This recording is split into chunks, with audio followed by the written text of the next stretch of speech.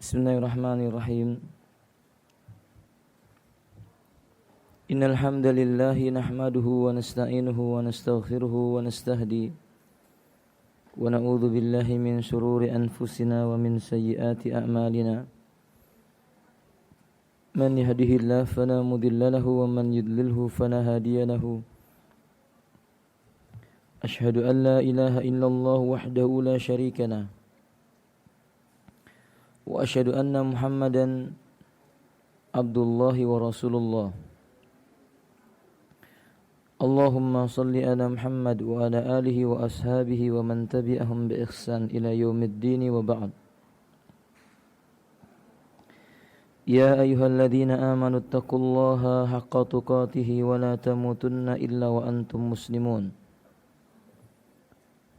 Ya ayyuhan nas ittaqu rabbakumul ladzi خلقكم من نفس واحدة وخلق منها زوجها وبث منهما رجالا كثيرا ونساء واتقوا الله الذي تساءلون به والأرحام إن الله كان عليكم رقيبا يا أيها الذين آمنوا اتقوا الله وقولوا قولا سديدا يصلح لكم أعمالكم ويغفر لكم ذنوبكم ومن يطع الله ورسوله فقد فاز فوزا عظيما فإن أصدق الحديث كتاب الله وخير الهدي هدي محمد صلى الله عليه وآله وسلم وشر الأمور محدثاتها إن كل محدثة بدعة wa kullu bid'atin dhalalah wa kullu dhalalatin finnar. Ummahat dan akhwat yang dimuliakan oleh Allah Ta'ala, kita lanjutkan dari kitab Makarimul Akhlaq atau Tazkiyatun Nufus di Syekhul Islam rahimahullah ta'ala. Kita masuk kepada bab tentang ta'riful ikhlas wa adillatu allati al-muta'alliqa biha, keikhlasan dan dalil-dalil yang berkaitan dengan ikhlas. Halaman yang ke-41. Qala khalas. Jadi sekarang poin yang ke halaman berapa ibu-ibu? Halaman yang ke-44.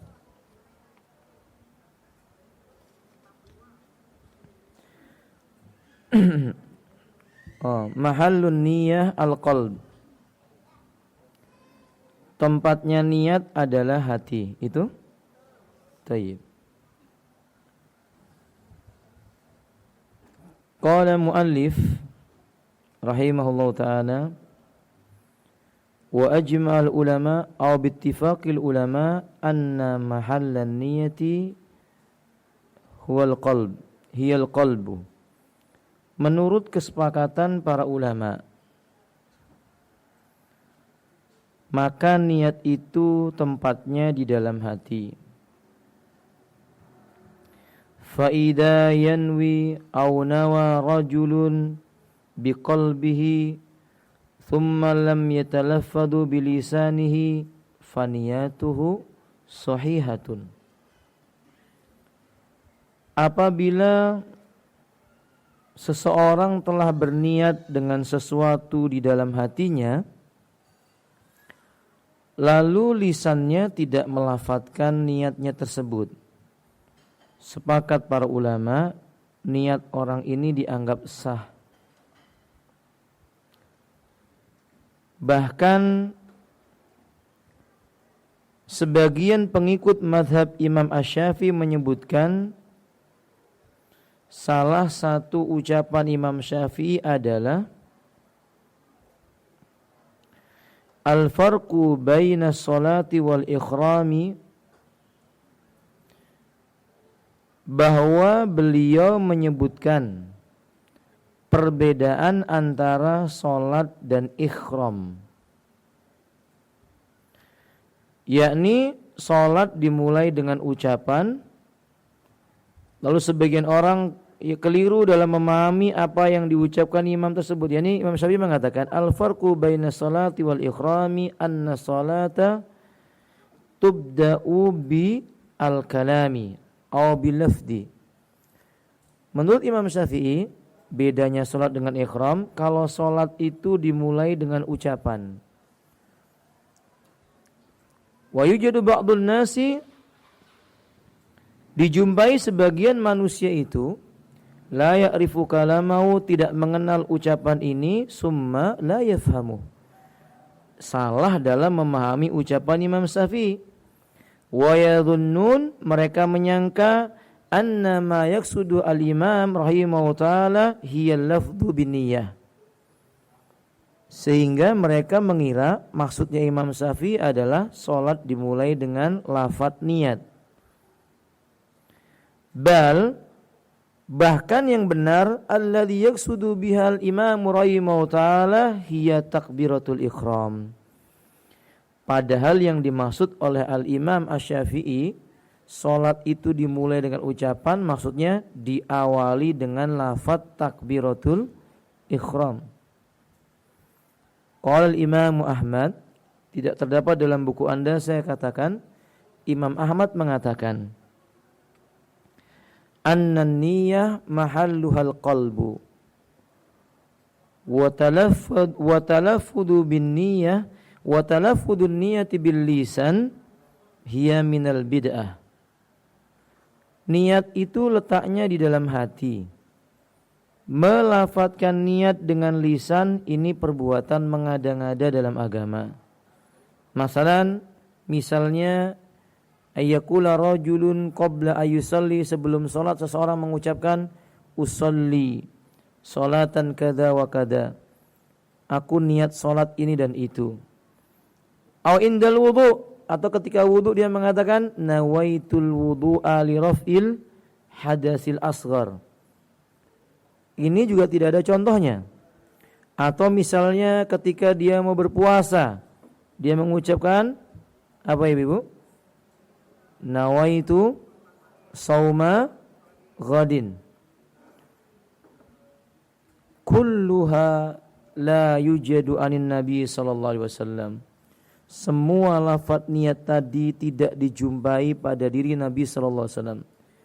Wala minas sahabah wala ahadun min ashabi Muhammadin sallallahu alaihi wasallam, tidak pada sahabat satu pun juga tidak. Wala tabi'in, para ulama tabi'in juga tidak melakukannya. Idan at-talaffuz bin niyyah muhdats. Niat yang dilafadzkan itu perkara baru. Wa qala alaihi salatu wasalam, dan Nabi kita mengatakan man amila amalan laisa alaihi amruna fahuwa raddun.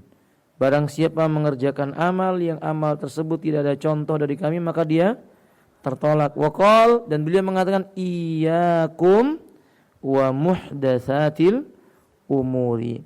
Hati-hati kalian dengan perkara yang diada-adakan dalam urusan agama. Qala muallif wa anna an-niyyah yattabi'u ma yu'rafu aw minal ma'rufi. Niat itu mengikuti sesuatu yang telah diketahui. Jadi kalau ada seseorang mengetahui sesuatu perkara, Ibu, kemudian dia ingin melakukannya, keinginan itu yang disebut dengan niat. Ibu melihat makanan, terasa ingin memakannya, wah ini nanti setelah ini makan. Nah, maka itu disebut dengan apa? Niat. Naam, yakni fa idza arafa ahadun, jika ada seseorang mengetahui sesuatu, alladzi arada ayyaf'alu aw yattakhidahu, dia kepingin mengerjakan atau mengambil sesuatu itu, fakana mubasyaratan annau 'alan niyyah, secara langsung orang ini dikatakan telah melakukan niat. Ummahat tadi datang ke tempat ini berniat atau tidak? Gimana niatnya? Mau ke majelis ilmu tadi datangnya niat atau tidak? Bagaimana niatnya? Ya. Tidak terlafadzkan tapi tergambarkan dalam benaknya. Sahih? Itu niat. Masalan kata beliau, man urida ilahi tu'matan. Misalnya ada orang disuguhi makanan. Wa huwa arafa aw ya'rifu arada ay ya'kulahu.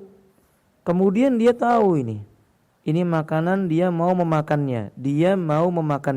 Fa huwa yanwi ay ya'kula ta'aman. Pada saat itu dia berniat untuk makan.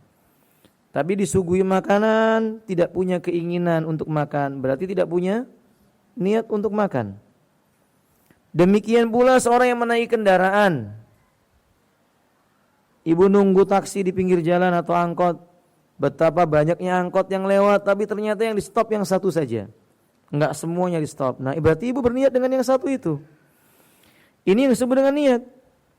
Maka kata beliau disimpulkan, berarti niat itu setiap keinginan yang ingin dilakukan oleh seseorang, dia yang disebut dengan niat. Qala alaihi salatu wasalam, Nabi berkata, innamal a'malu binniyat.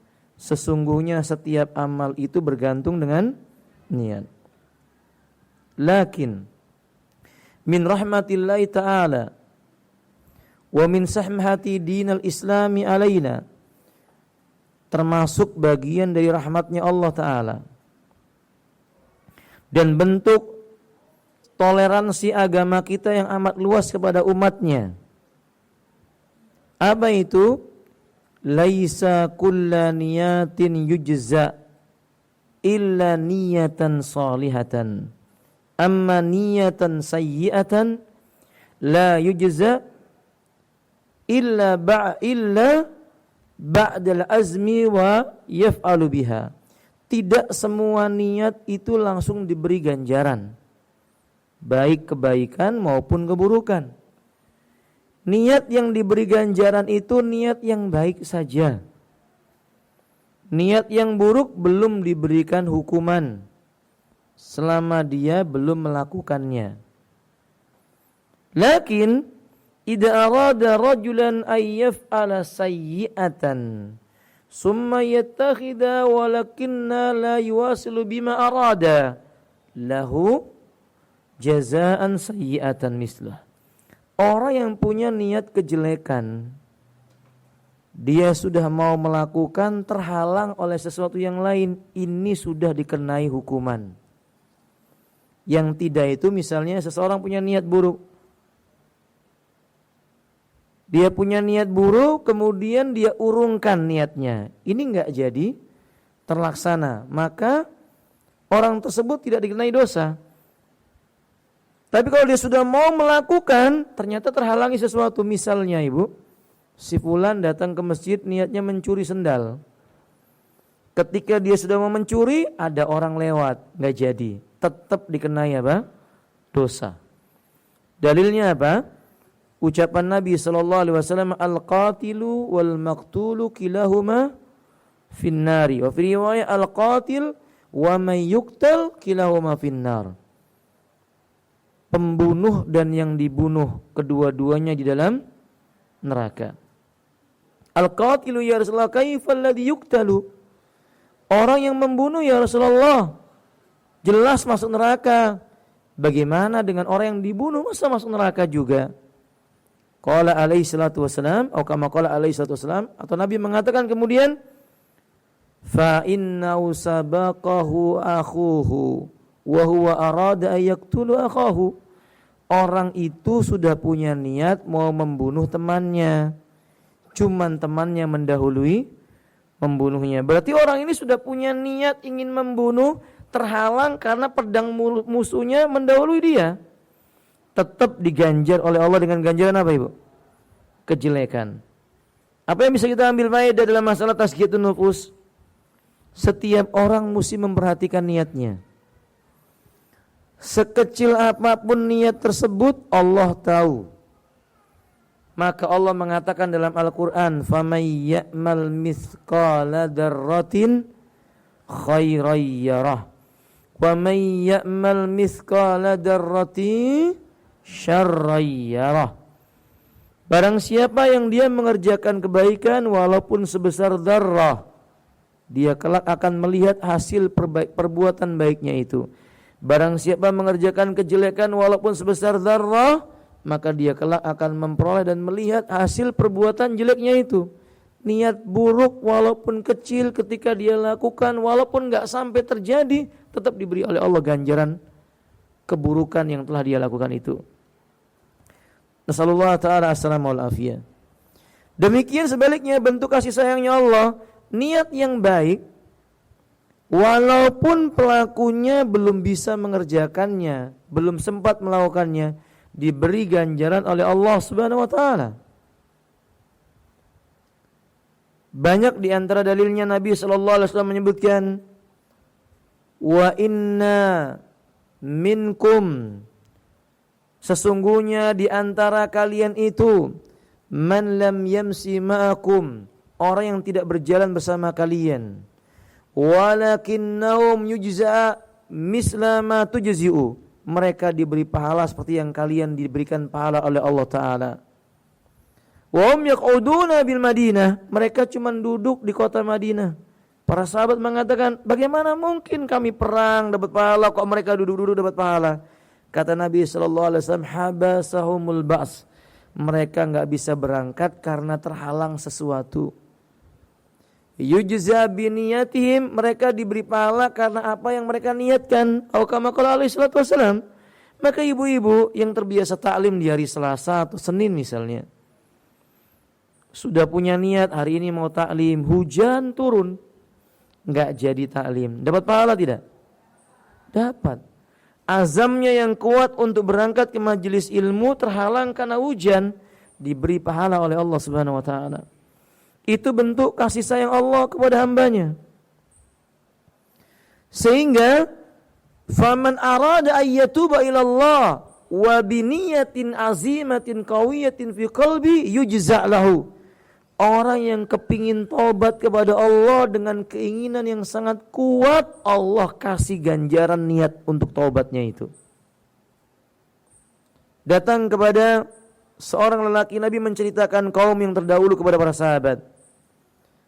Inna man qablakum, sesungguhnya ada di antara orang yang datang sebelum kalian, yaqtulu tis'ata wa tis'ina unasin. Dia membunuh 99 nyawa. Wa ya'ti rahiban, dia mendatangi seorang pendeta. Wa qal, kemudian ia berkata, ali taubatan minallahi ta'ala, apakah Allah akan memberikan pintu taubatnya buat aku? Kenapa ya ikhwan?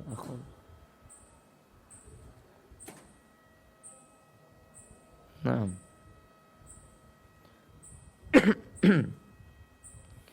Apakah Allah akan membukakan pintu taubatnya untuk aku? Faqad qataltu tis'an wa tis'ina unasin. Karena aku sudah membunuh 99 nyawa.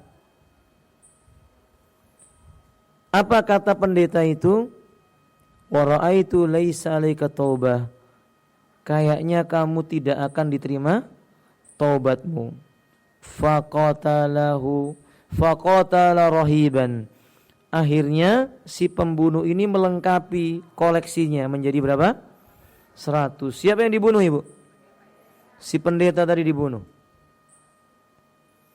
Summa ya'ti rajulan aliman wa sa'aluhu kama sa'ala rahiban.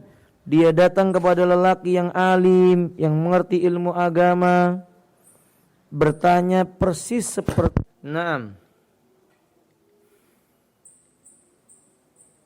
Ia mengatakan bahwa dia bertanya seperti bertanyanya dirinya kepada lelaki yang menjadi rahib tadi. Hal alayya taubatun, apakah taubatku akan diterima oleh Allah Ta'ala? Maka lelaki ini mengatakan, innallaha tawwab ghafur, Allah maha penerima taubat, Allah itu maha mengampuni. Walakinna li taubati syartun aw syurutun, cuma taubat itu punya apa? Syarat. salah satu syarat taubat, maka orang yang melakukan perbuatan dosa membunuh ini mesti meninggalkan negeri yang rusak kepada negeri taubat. Maka laki-laki ini pun melakukan nasihatnya. Ia menempuh perjalanan menuju negeri orang-orang yang di sana bertobat kepada Allah Ta'ala. Di tengah jalan, atau tepatnya belum sampai di tujuan, laki-laki ini meninggal dunia. Kemudian datanglah malaikat penunggu neraka dan berkata, dia pantas masuk neraka. Kemudian wakil malaikat penunggu surga mengatakan, tidak, dia ahli surga karena dia sudah punya keinginan untuk bertobat. Maka Allah mengutus satu malaikat lagi agar memutuskan di antara dua malaikat tersebut dengan cara mengukur jarak. Ternyata jarak tempat orang ini meninggal dengan tempat dia dengan negeri taubat lebih dekat 1 jengkal saja. Dalam riwayat yang lainnya 1 hasta. Maka dia berhak masuk ke dalam surga. Dari sini kata para ulama, ini menunjukkan bahwa seseorang diukur oleh Allah Subhanahu wa taala sesuai dengan apa yang diniatkan di dalam hatinya. Maka niat itu mempengaruhi kondisi seseorang.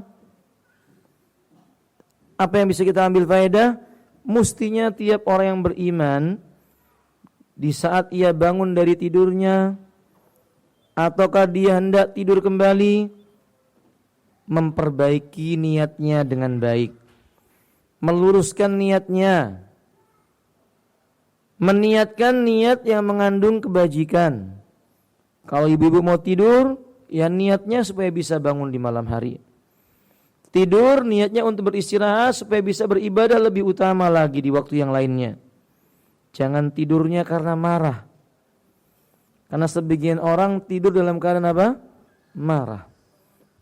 Umar pernah berpesan, la tanam wa anta ghadban, jangan tidur dalam kondisi kamu murka. Kata beliau, jangan tidur dalam kondisi kamu murka. Fa in kana akhiru min hayatik tub'asu yaumal qiyamah ala niyatik. Kalau itu merupakan akhir dari hidupmu, nanti engkau akan dibangkitkan di hari kiamat sesuai dengan apa yang ada pada niatmu. Naudzubillah, Bu. Naudzubillah. Tidur dalam keadaan marah-marah, bangkitnya sesuai dengan apa? Niatnya. Kalau tidurnya dalam keadaan redha dengan agama Allah, menyandarkan urusannya kepada Allah, pasrah dengan ketentuan Allah, dia akan dibangkitkan dalam keadaan beriman kepada Allah Subhanahu wa taala. Ini banyak yang tidak diketahui oleh sebagian kaum muslimin, sehingga kaum muslimin Masya Allah tidurnya kadang tidak dengan niat yang baik. Sama, Utsman juga menyebutkan, fala tatruka waqtal ladzi tamsi fiya illa ala niyatin sahihatin. Jangan kamu tinggalkan waktu yang telah kamu lewati kecuali pada waktu itu kamu berada pada niat yang baik. Intinya niat itu harusnya tiap saat. Berniat baik tiap saat. Ibu-ibu tahu hukum haji itu wajib, niat dulu. InsyaAllah saya akan haji.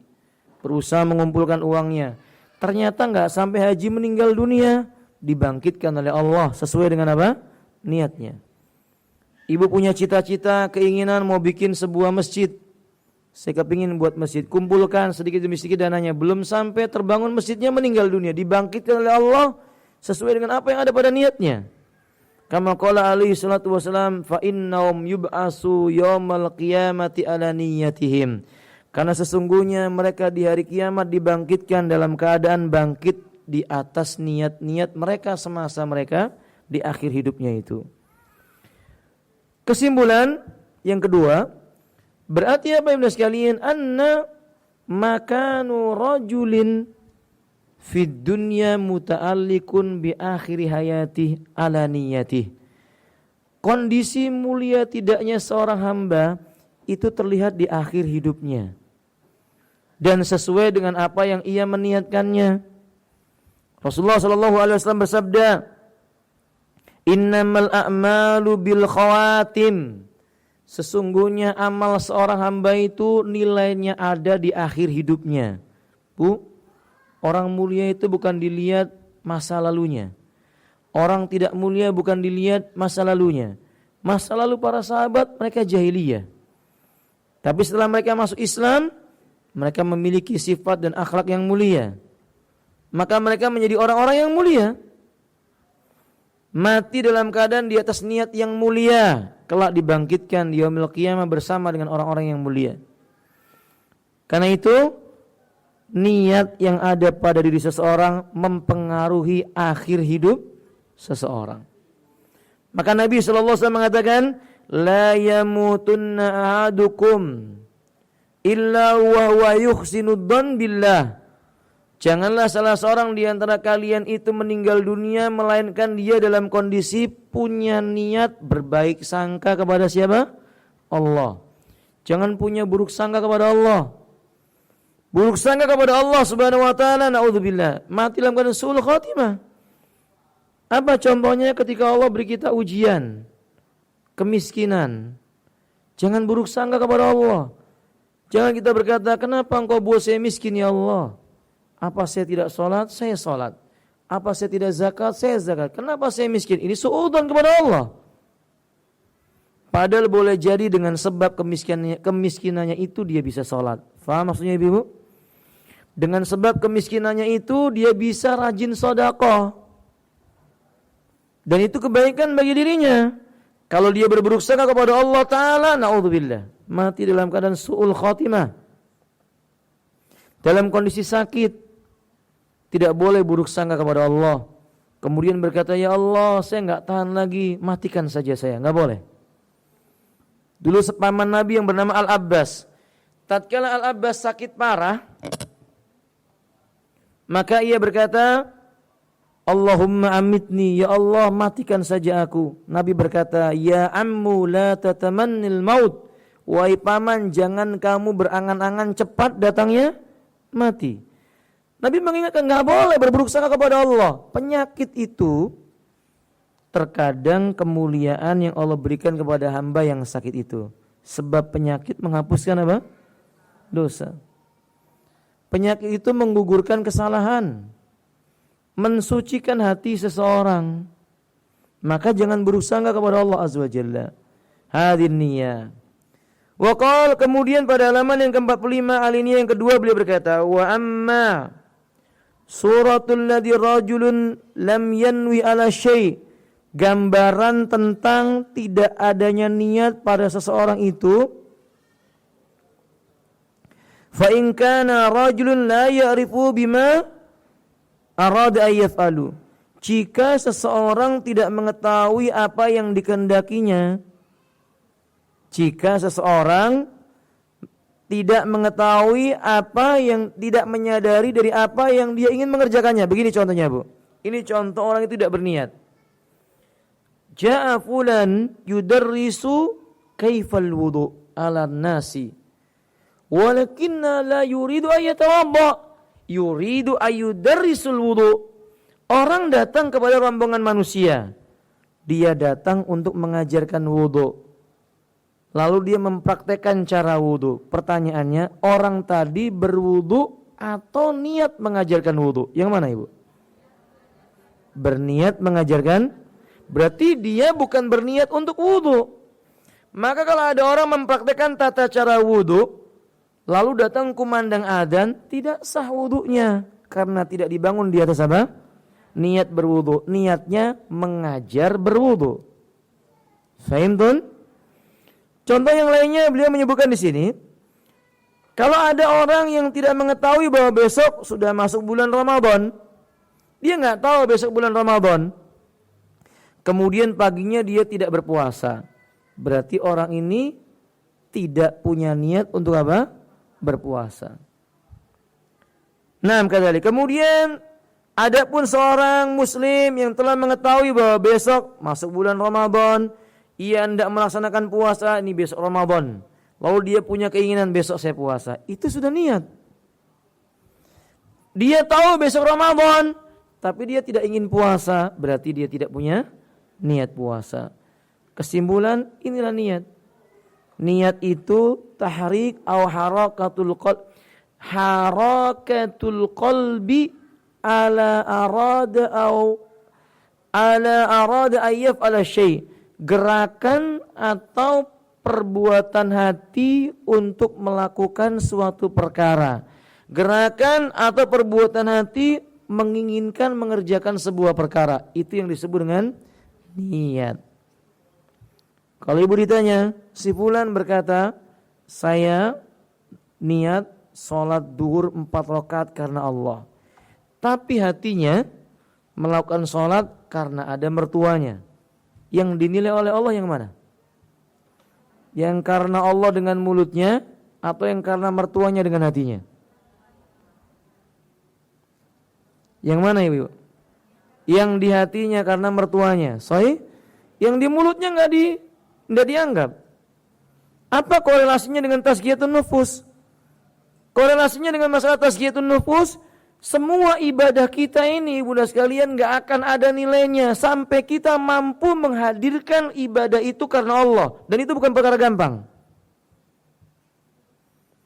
Apa saja yang kita lakukan dengan lisan kita, dengan mata kita, telinga kita, tangan kaki kita, semua perkara yang dicontohkan oleh agama kita mampu mengerjakannya, bahkan mencontoh sesuai tuntunan nabinya. Tapi melakukannya karena Allah, menghadirkannya karena Allah, itu bukan perkara yang mudah.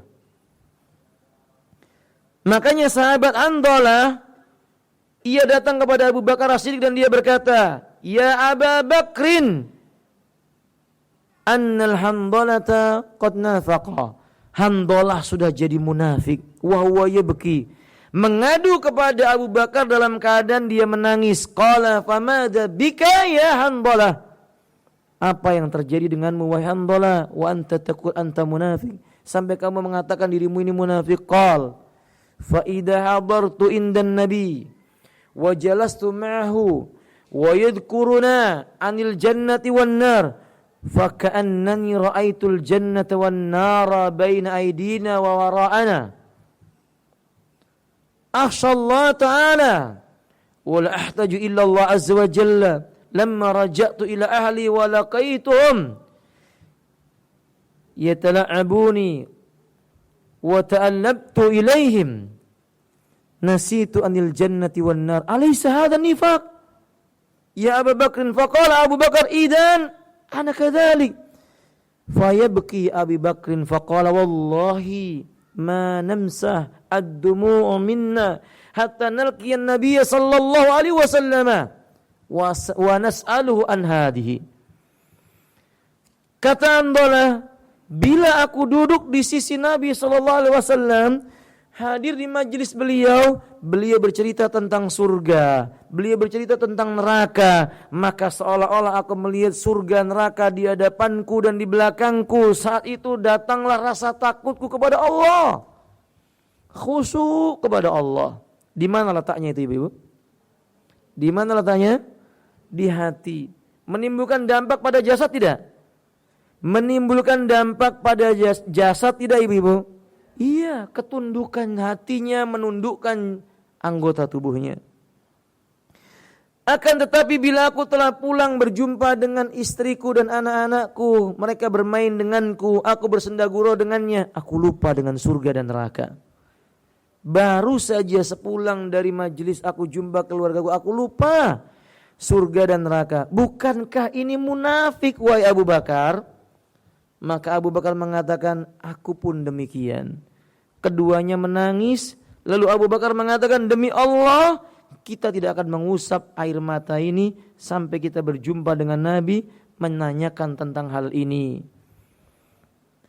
Kata Nabi SAW, ya Aba Bakrin, atau kama qala alaihi salatu wasallam, atau sebagaimana yang Nabi menyebutkan, wahai Abu Bakar, lau kana ahadukum, kalau seandainya ada seorang di antara kalian, yajlisu ma'iya summa raja misla yajlis ma'iya fakanatil malaikatu tanzilu ilaihi fit tariqi yusallimu ilaihi, atau kama qala alaihi salatu wasallam, andai seorang di antara kalian ketika duduk bersamaku dan ketika dia tidak bersamaku sama keadaan dirinya, malaikat akan turun ke dunia Di jalan-jalan ia mengucapkan salam kepada orang tersebut.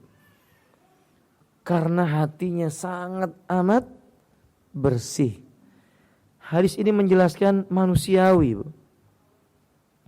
bahwa ketika manusia itu punya hati yang terbolak-balik, itu sudah fitrahnya, tabiatnya. Duduk dengan orang soleh, yang dibicarakan apa ibu? Kesolehan. Duduk bersama ahli dunia, yang dibicarakan apa ibu? Dunia. Hati berbolak-balik. Ibu duduk bersama dengan orang yang menghafal Quran, maka ibu pun ikut menghafal Quran. Sahih? Ibu duduk dengan ahli dunia, ya udah ngitung dunia. Benda ini, benda itu, begini, begitu, berubah-ubah. Makanya Nabi mengatakan, kalau orang itu sanggup ketika bersamaku dan tidak bersamaku sama keadaan hatinya, malaikat akan turun mengucapkan salam kepadanya. Langsung dari langit ke dunia, ke jalan-jalan di dunia mengucapkan salam kepada orang itu. Karena hatinya bersih. Ini menunjukkan bahwa menghadirkan hati yang bersih itu tidak gampang. Kalla bal ran. Sekali-kali tidak demikian. Bahkan sesungguhnya usaha mereka itu hanya membuat rona. Apa rona itu, Bu? Titik hitam karena dosa. Di mana? Fi qulubihim makanu yaf'alun, makanu ya'malun. Karena apa yang mereka kerjakan, titik itu menempel di hati mereka. Maka saudara kaum muslimin rahimani wa rahimakumullah, penting kita memperhatikan hati sebelum kita memperhatikan amal ibadah anggota badan. Maka sebab itu Imam Syafi'i menyebutkan amalul qalbi lubbun min amalil jawari. Amalan hati itu adalah otaknya amalan anggota badan. Baiknya hati itu menjadi sebab kebaikan seluruh anggota badan. Wallahi ya akhwati rahimani wa rahimakumullah. Ketika Nabi sedang duduk bersama para sahabat, dalam riwayat Imam Muslim, tiba-tiba Nabi mengatakan, hal adullukum rajulun min ahlil jannati. Wa fi riwayat ala adullukum rajulan min ahlil jannati wa huwa yamsi fil ardi. Maukah aku tunjukkan kepada kalian penghuni surga tapi masih berjalan di muka bumi? Para sahabat menjawab, bala ya Rasulullah, tentu mau ya Rasulullah. Sehabis para sahabat mengatakan demikian, tiba-tiba datang lelaki duduk di majelisnya Nabi. Nabi diam. Besoknya begitu lagi. Mau ku tunjukkan penghuni surga yang masih hidup di dunia? Sahabat menjawab, kami mau ya Rasulullah. Kami mau ya Rasulullah. Baru mengucapkan begitu datang orang yang sama seperti yang kemarin. Duduk di majelis Nabi. 3 kali Nabi ucapkan itu membuat Abdullah ibnu Umar penasaran. Siapa orang ini? Amal apa yang dilakukan? Ia datang kepada lelaki tersebut meminta izin menginap di rumahnya. Maka ia pun menginap di rumahnya.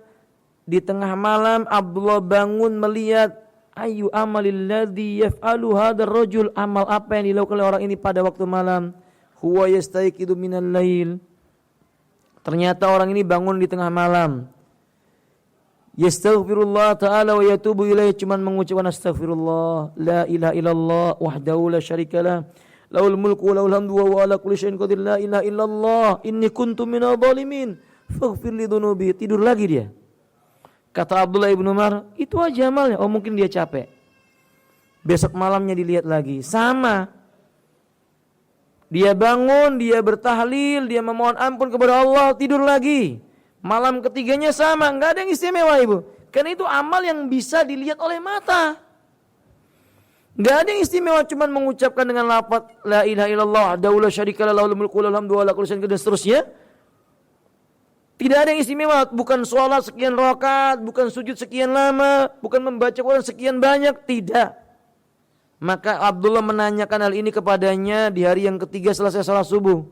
Lelaki ini mengatakan, tidak ada amal istimewa yang aku lakukan kecuali illa alla aqa'u fi qalbi hasadan aw hikdan li ahadin min ikhwani. Tidak pernah aku meletakkan dalam hatiku niat bersikap dengki, benci kepada saudara-saudaraku. Kata Abdullah, ini yang sulit. Kata Abdullah, ini yang berat bagi kami. Biasa saja amalnya, tapi yang dalam hatinya, dia tidak punya kedengkian, dia tidak punya kebencian, dia tidak punya sikap memusuhi, tidak punya iri, sama sekali tidak punya. Siapa ibu-ibu di antara kita yang bisa bersih dari dengki? Kayaknya nggak ada. Sahih Umar, sedikit maupun banyak ada kedengkian itu, ada perasaan hasad, iri hati itu ada. Hanya perbedaannya kalau orang-orang yang beriman, law kanal mu'min alimu wa'arifu makanati rabbih, orang ini mengetahui kedudukan Rabbnya, orang ini mengenal tentang siapa Rabbnya Allah Ta'ala, yastaghfirullah, dia segera meminta ampun kepada Allah, wa yatubu ilaih, bertobat kepadanya, wa yattabi sayyi'ata bil hasanati, diganti perbuatan jeleknya dengan kebaikan. Yang tadinya dengki diubah dengan cinta, mencintai orang yang dia dengkiin itu, diganti dengan kecintaan, kasih sayang, rasa suka, dan seterusnya. Dan itu enggak mudah. Nabi SAW, ibu-ibu, Anda pernah mendengar kisah Wahsy? Siapa Wahsy, Ummahat? Ini saya lupa ini, ibu, harusnya saya bawa buku hadiah ini ya. Wallahi saya lupa ini, Bu. Insya Allah tolong diingatkan minggu depan ya. Karena saya udah janji buat ibu-ibu memberi buku. Saya mau tanya sama ibu-ibu, Wahsy itu siapa? Iya, budaknya Hindun yang dibebaskan dengan syarat dia mampu membunuh orang yang paling disukai oleh Nabi. Hamzah, paman Nabi di medan Uhud, ditombak dari belakang. Dalam riwayat ini dari samping tanpa sepengetahuan Hamzah sampai tembus ke perutnya. Wafat Hamzah. Bukan hanya itu, Hamzah jasadnya hampir tidak dikenali. Kalau bukan karena saudara wanitanya Hamzah yang melihat kakinya Hamzah, ini adalah Hamzah, niscaya kata Nabi akan dibiarkan oleh Nabi bersama dengan jasad-jasad yang lain yang dimakan oleh burung gagak. Karena enggak dikenali. Qadarullah, Allah lah pemberi hidayah. Man yahdihillah fawal muhtad. Barang siapa yang diberi hidayah oleh Allah, dialah memang orang yang pantas disebut yang mendapatkan hidayah. Wahsy dapat hidayah, masuk Islam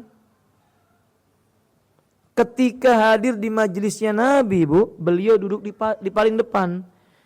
Beliau duduk di depan, berarti pandangan Nabi langsung tertuju kepada Wahsy. Pertanyaannya, apakah Nabi sanggup melihat Wahsy, Bu? Tidak. Itu berkaitan dengan apa, Ibu? Hati. Itu berkaitan dengan hati. Oh, alhamdulillah bukunya ada, Ibu. Oke.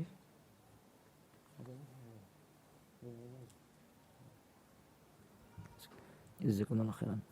Tayyib, yakni beliau meminta kepada Wahsy supaya duduknya di samping atau di belakang agar pandangan Nabi tidak terlihat kepada Wahsy secara langsung. Limada?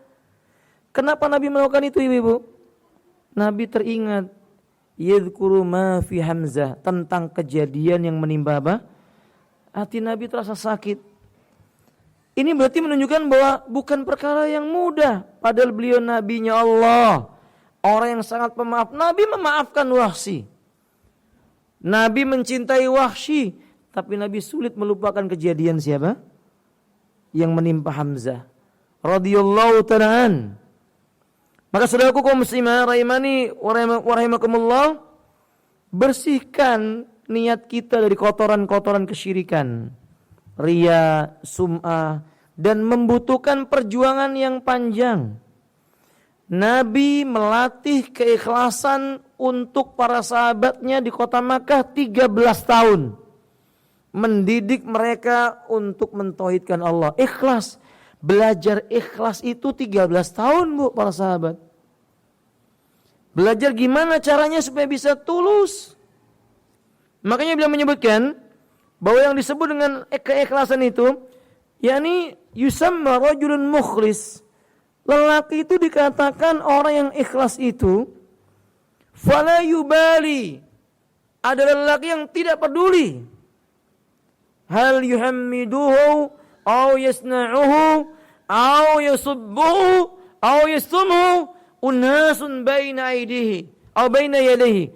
adalah lelaki yang tidak peduli disanjung, dipuji, dibenci, dicaci, dia nggak peduli. Mau disanjung silakan, mau dipuji silakan, dibenci, dicaci maki tidak mengapa. Karena mereka beribadah bukan untuk manusia. Untuk siapa?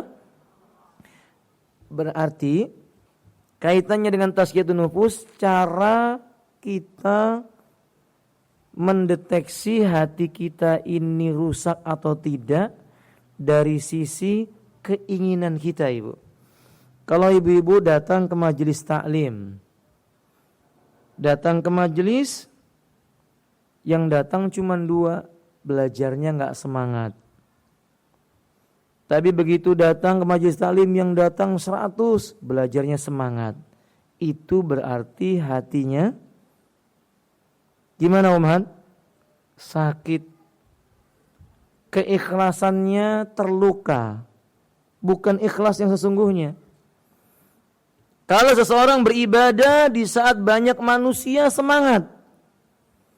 Ketika manusia sedikit, malas dia beribadah. Itu menunjukkan hatinya sakit. Keikhlasannya terluka. Kalau seandainya kita disukai oleh orang, kita senang, kita dipuji oleh orang, Masya Allah, fulana itu baik orangnya. Fulana itu soleha, senang kita, Bu, tersenyum. Ketemu dengan orang itu senyum di saat dia sedang benci kepada kita. Fulan itu jahil, murakkab, bodoh kuadrat. Fulan itu la ya'rifu syai'a, dia enggak tahu apa-apa. Kita marah. Saat dia memuji kita, kita suka. Saat dia membenci kita, kita benci dengannya. Itu tidak ikhlas. Orang ikhlas itu orang ini mau puji dia, mau benci dia, dia tidak peduli karena amalnya bukan untuk orang itu. Untuk siapa? Allah Subhanahu wa taala. Sulit atau mudah, Ibu-ibu? Sulit atau mudah? Qala al-Imam Syafi'i sahlan liman arada sahla ilaihi. Su'bun liman arada su'b ilaihi. Mudah bagi yang dimudahkan oleh Allah. Sulit bagi orang yang dikehendaki oleh Allah, sulit baginya. Walhasil ibu dan sekalian, belajar mulai dari menata hati untuk amalan-amalan yang lainnya. Kalau hatinya sudah mulai baik dengan niat, amal-amal yang lainnya mudah. Biiznillah, dengan izin Allah Ta'ala. Kita buka halaman 46. Poin yang keempat. Ara au aqwalul ulama fi talaffudhin niyat atau al-lafdhu bin niyah. Berikut ini adalah pendapat-pendapat para ulama yang berbicara tentang masalah melafadzkan niat. Kanatil ulama qad ikhtalafa at-talaffudh bin niyah minal mustahabbat atau minal muhdasat. Ulama berbeda pendapat apakah melafadzkan niat itu sunnah ataukah muhdas. Wa ba'dul Hanafiyah aw Syafi'iyah aw Hanabilah, sekelompok pengikut mazhab Abu Hanifah, Imam Syafi'i dan Imam Ahmad mengatakan innahu yusra'u aw mustahabbatun yustahabbu biha. Melafadzkan niat itu disunnahkan agar lebih menambah keyakinan. Ini pendapat sebagian pengikut, bukan pendapat Abu Hanifah, Syafi'i dan Ahmad. Paham Ibu? Bedakan ya. Ini bukan pendapatnya Imam Ahmad, Imam Abu Hanifah atau Imam Syafi'i, tapi pendapat orang yang menisbatkan diri kepada fikih Hanafiyah, Syafi'iyah atau Hanabilah. Itu pun sebagian. Wa yaqulu ba'dul madhahib ka madhabil Imam Malik wa Ahmad. Sebagiannya lagi pendapat Imam Malik, Imam Ahmad misalnya mengatakan wa hadza la yusra'u wa la yustahabbu. Ini enggak disunnahkan, enggak disyariatkan. Bal talaffudhu bin niyyah bid'atun. Bahkan melafadzkan niat itu bid'ah. Lianna la yujadu hadisan sahihan anin Nabi sallallahu alaihi wasallam aw min aqwali ashabi aw tabi'in. Karena perbuatan ini enggak dijumpai dari hadis yang sahih, para sahabat tidak melakukan, tabi'in tidak menjelaskan tentang keharusan melafadzkan niat.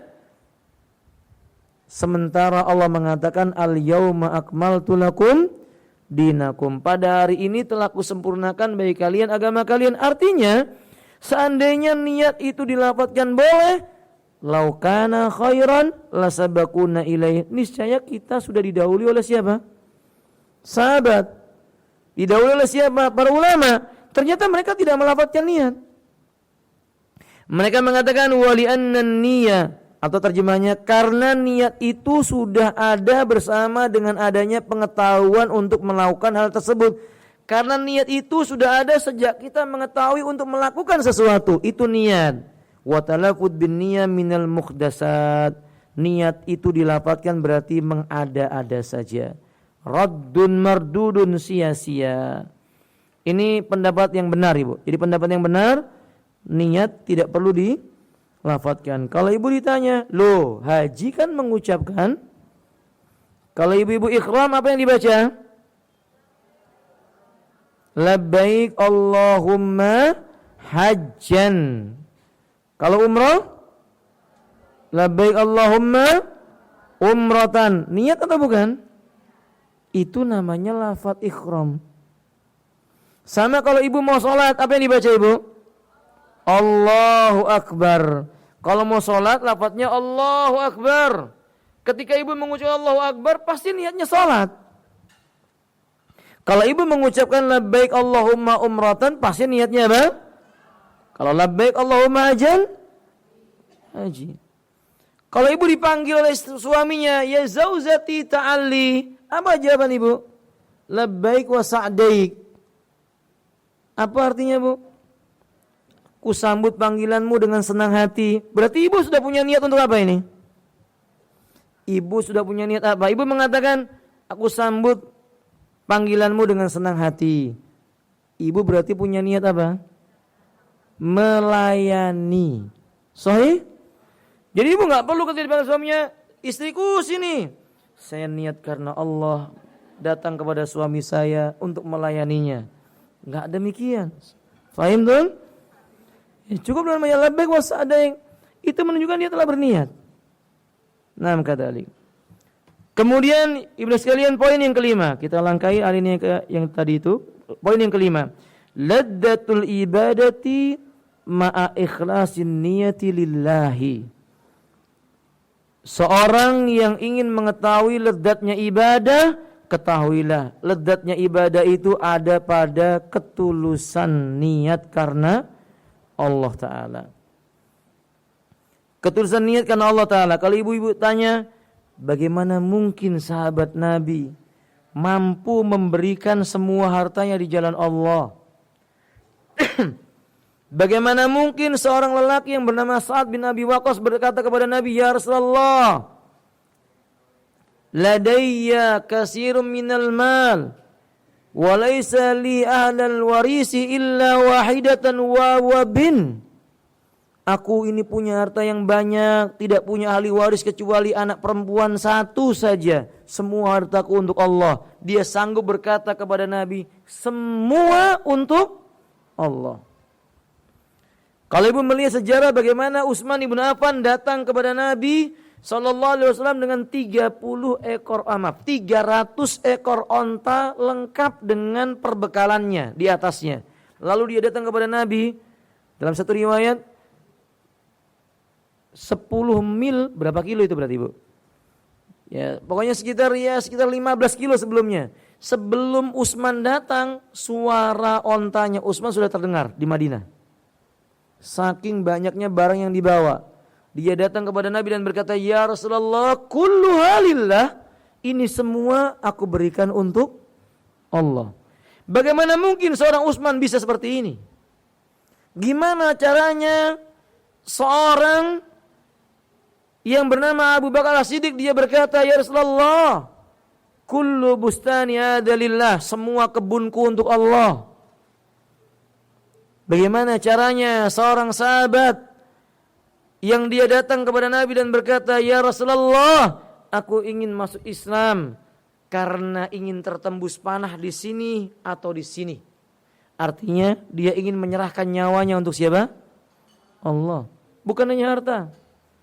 Untuk Allah.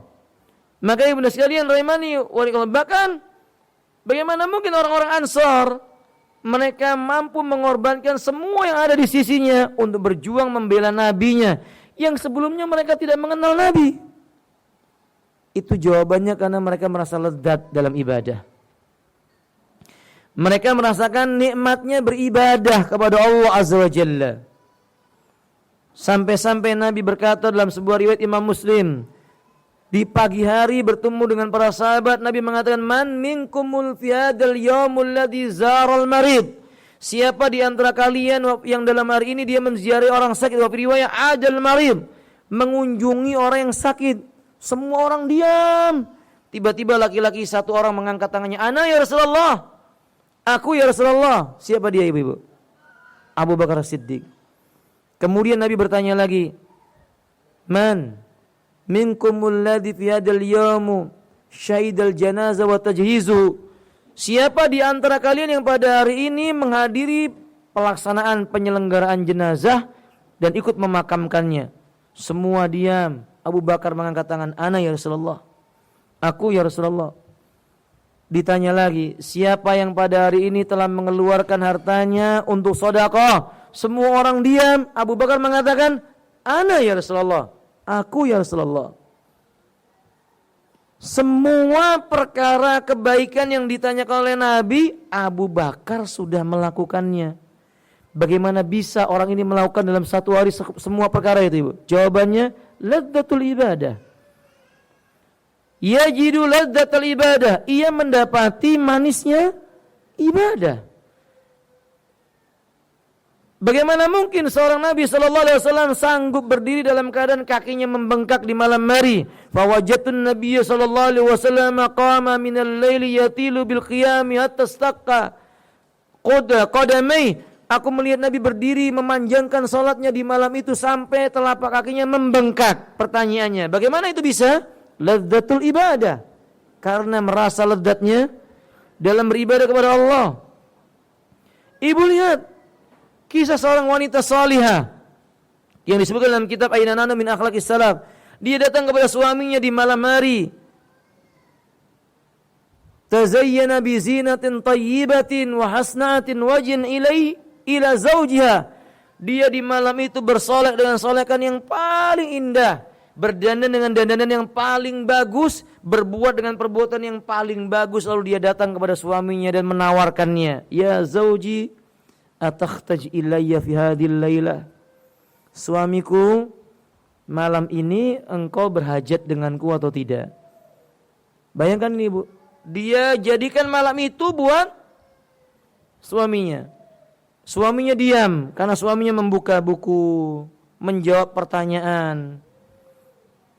Kata istrinya, mungkin dia sedang sibuk. Diam lagi. Tidak lama kemudian datang lagi, "Gimana? Berhajat enggak dengan aku? Ada yang bisa kulakukan untukmu?" Suaminya diam. Yang ketiga kalinya ditawarkan lagi, "Kamu membutuhkan bantuanku atau tidak?" Suaminya diam juga. Kalau ibu-ibu digitukan gimana, Ibu? "Ya wis sak karepmu," gitu ya. "Masyitum," gitu ya. Masyitum. Nah, wanita ini berkata kepada suaminya, "Fa in kunta la tahtaj ilayya." Kalau seandainya kamu sudah tidak membutuhkan aku di malam ini, kata beliau, "Fala tubali anni," jangan ganggu aku lagi. "Fa inna fi hadhil lailah baini wa baina rabbi," karena malam ini urusanku dengan Tuhanku. Lihat ibu-ibu. Beliau berkata, "Ini urusan aku dengan Rabbku. Aku sudah tawarkan kepadamu, kamu tidak membutuhkan aku. Sekarang adalah sisa waktu ini untukku dengan siapa?" Apa yang membuat wanita ini bisa berkata demikian, Ibu? Lezatnya ibadah. Dia bisa merasakan lezatnya ibadah. Masya Allah, la quwata illa billah.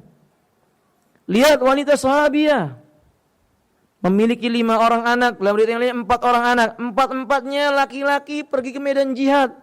Datang seorang mengkabarkan, "Putramu si fulan wafat." Ia mengucapkan, "Alhamdulillah, segala puji bagi." Kalau kita gimana, Ibu? Putramu wafat di medan jihad, nangis, sahih? Ia mengucapkan, "Alhamdulillah binikmati tatimmu salihah." Dengan nikmatnya sempurna amal kebaikan. Datang lagi putramu yang satunya wafat. Alhamdulillah, dipuji olehnya. 3 kalinya dia berkata lagi, si fulan meninggal dunia. Alhamdulillah. Sampai yang keempat dikabarkan meninggal. Semua anakmu wafat di medan jihad. Apa yang dia mengatakan? Alhamdulillahilladzi ja'ala dzurriyyati tufiya fi midanilladzi radhiyallahu biha. Segala puji bagi Allah yang telah menjadikan keturunanku wafat di medan yang diridhoi olehnya. Di medan apa? Jihad. Apa yang membuat dia bisa mampu mengucapkan kalimat itu, Ibu? Lezatnya ibadah. Kelezatan ibadah itu membuat dia sanggup mengucapkan segala puji bagi Allah yang telah mewafatkan anakku di medan yang diridhoi oleh Allah Ta'ala. Karena dia sukses mendidik anaknya, mengerti tujuan hidup itu untuk apa, kemana dia harus menuju dari akhir kehidupannya. Ia bangga, dia merasa lezat dengan hal itu, ibu sekalian. Sanggup mengucapkan kalimat itu. Dan kelezatan yang seperti itu muncul dari ketulusan hati dalam mengabdi kepada Allah Ta'ala. Ibu sekalian rahimani warakallah. Ketika Anas bin Malik menyebutkan atat imra'atun Nabi sallallahu alaihi wasallam faqalat, ada wanita yang datang kepada Nabi dan berkata, "Ya Rasulullah, aku hibahkan diriku buat kamu." Ditawarkan kepada Nabi, "Nih, diri saya buat kamu. Sudah kalau kamu nikahin aku nggak pakai mahar nggak apa-apa." Begitu maksudnya. Ibu-ibu, mungkin kalau orang zaman sekarang kan memahami, ini orang nggak tahu apa, nggak punya rasa apa, Ibu? Iya, nggak punya harga diri, kok nawar-nawarkan dirinya ke orang lain.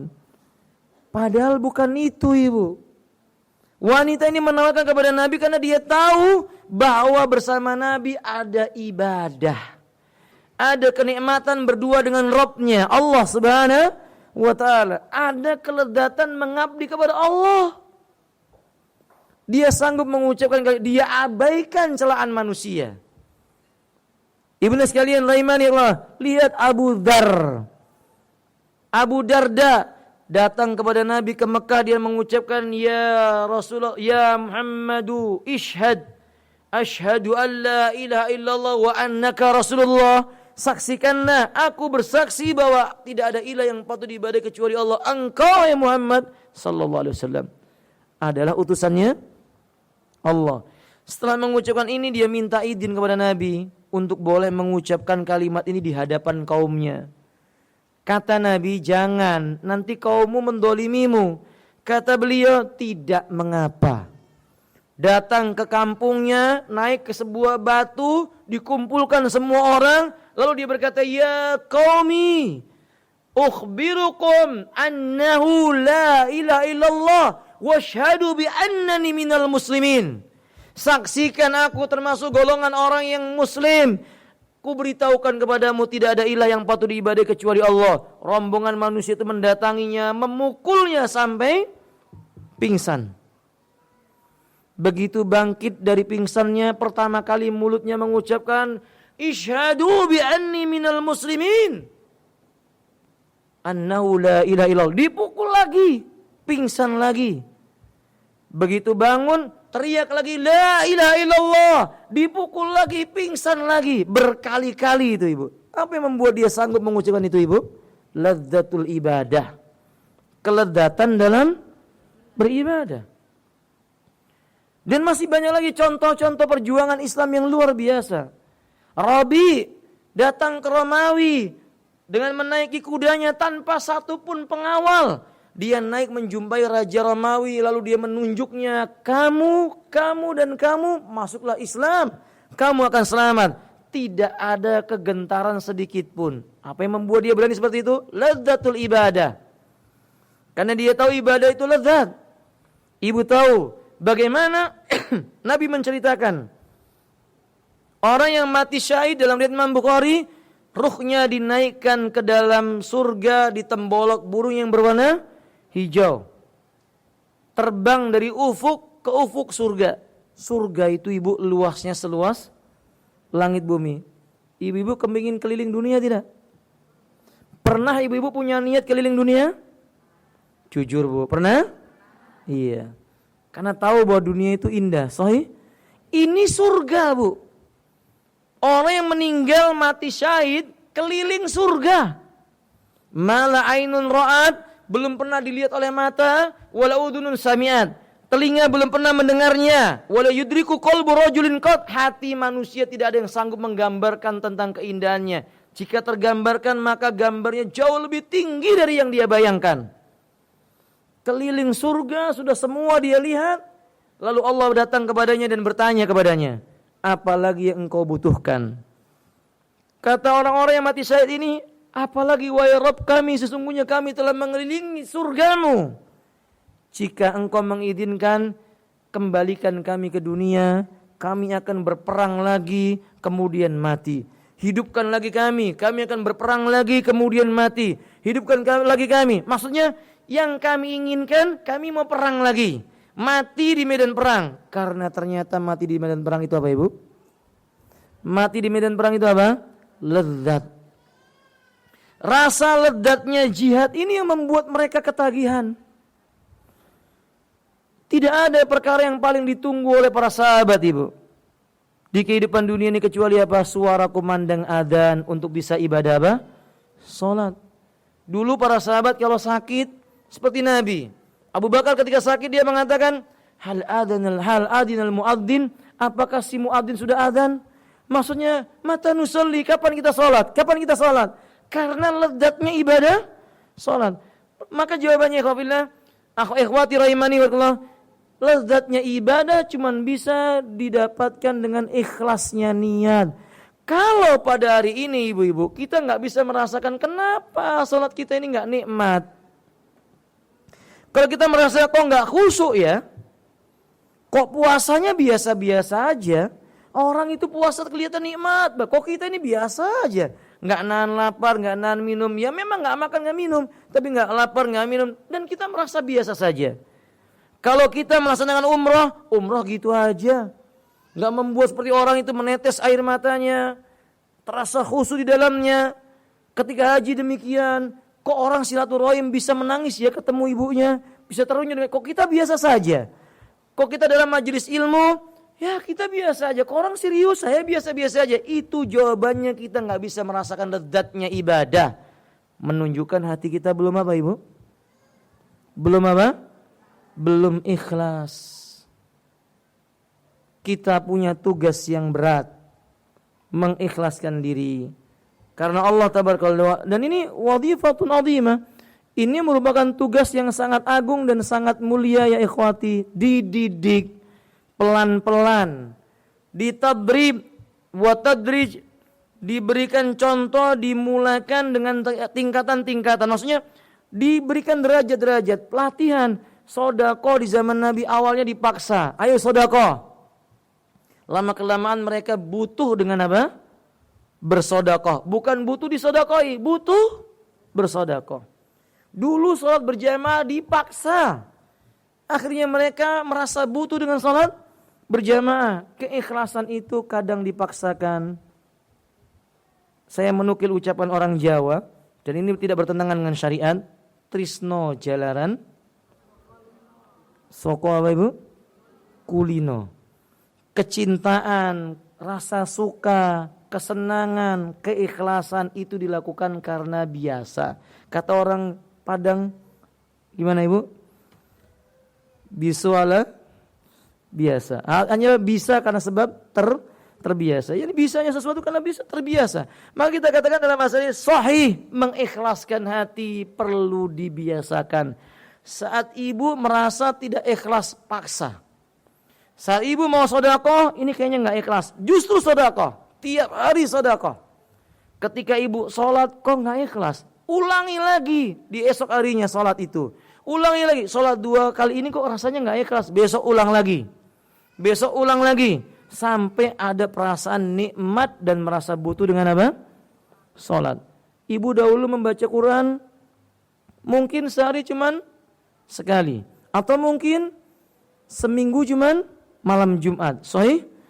Tapi karena ibu udah terbiasa, sehari aja nggak baca Quran, merasa apa? Itu yang namanya ikhlas. Kalau ibu sudah punya perasaan, ini saya beribadah biasanya begini, kok enggak? Jadi nggak enak. Seperti Aisyah itu loh Ibu, beliau nangis ketika haid. Tatkala beliau haid, beliau nangis. Bukan karena nangis keluarnya darah dari beliau, bukan. Karena tidak bisa melaksanakan apa? Ibadah. Orang sekarang malah senang, alhamdulillah saya haid. Malah senang. Masya Allah. Safar, nggak sholat. Lalu dia karena sebab haid, dia mengatakan, saya safar Ustaz, alhamdulillahnya saya haid. Ustaz. Haid kok alhamdulillah? Ya benar alhamdulillah. Tapi kalau dia merasa bahwa dia nggak ibadah itu berarti bebas, itu tanda-tanda nggak punya keikhlasan dalam ibadah. Kalau ibu haid, kemudian ibu sedih, ini nggak bisa ibadah ini. Bacaan Quran saya menjadi berkurang waktunya, sholatnya demikian, puasanya nggak bisa. Saat itu ibu mendapatkan keikhlasan. Wallahu a'lam bissawab. Sampai di sini ibu-ibu, semoga bermanfaat. Bab ikhlasnya kita lewati. Nanti pada pertemuan yang berikutnya kita akan bahas riya. Apa yang namanya riya? Saudara kandungnya riya namanya apa ibu? Sum'ah. Apa itu sum'ah? Ya, bagaimana orang yang hidup kembar ini, riya dan sum'ah ini berjalan? Nanti kita akan bahas ciri-cirinya seperti apa obat penyakit riya, insya Allah. Subhanakallahumma wa bihamdika asyhadu an la ilaha illa anta astaghfiruka wa atubu ilaik. Assalamualaikum warahmatullahi wabarakatuh.